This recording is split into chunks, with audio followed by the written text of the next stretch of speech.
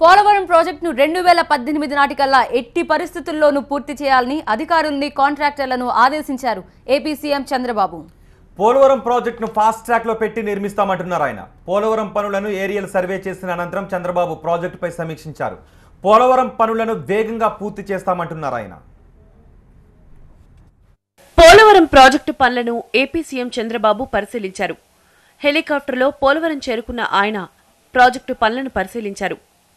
Diaphragm వాల్తో పాటు project పనులన్నీ చూసి అధికారులను వివరాలు అడిగి తెలుసుకున్నారు.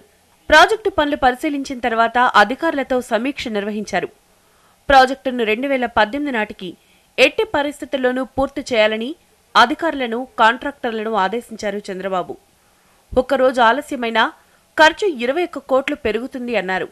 కొందరు నాయకులకు పోలవరం అడ్డుకోవడమే లక్ష్యంగా మారిందని విమర్శించారు చంద్రబాబు. ఇక్కడ రాజకీయ నాయకులు కావాలని అడుగడుగున అడ్డం పడడం, ఇక్కడ ఎక్కడన్నా మట్టి వేయాలంటే మట్టి కట్టబడడం, ఇక్కడ వేయడానికి లేదు, ఇది గ్రీన్ ట్రిబ్యునల్కు, హైకోర్టు, సుప్రీంకోర్టు వరకు పోవడం, లేకపోతే ఎందుకు ఇచ్చారు, ఎక్కడ ఏం జరిగింది, ఎట్లా ఇచ్చారు క్వశ్చన్స్ వేయడం, అటు సుప్రీంకోర్టులో కానీ హైకోర్టులో కానీ అడుగడుగున కంప్లైంట్స్ పెట్టడం, ఇక్కడ అన్యాయం జరిగిపోతా ఉంది, ఇక్కడ కరప్షన్ జరిగిపోయిన అన్యాయంగా మాట్లాడడం, ఇవన్నీ ఏంటంటే పోలవరం ప్రాజెక్టు పూర్తిగా వాళ్ళకి ఇష్టం లేదు.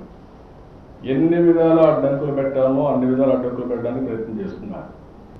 పని కావాలి, ట్రాన్స్పరెన్సీ కావాలి. ఏ ఒక్క వర్క్ కూడా లేట్ అయితే మొత్తం ప్రాజెక్ట్ అంతా డీరేజ్మెంట్ అవుతుంది.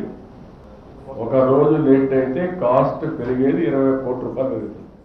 పోలవరం పనుల పురోగతి సంతృప్తికరంగా ఉందని, గేట్ల నిర్మాణం పనులు ముమ్మరంగా సాగుతున్నాయన్నారు సీఎం చంద్రబాబు.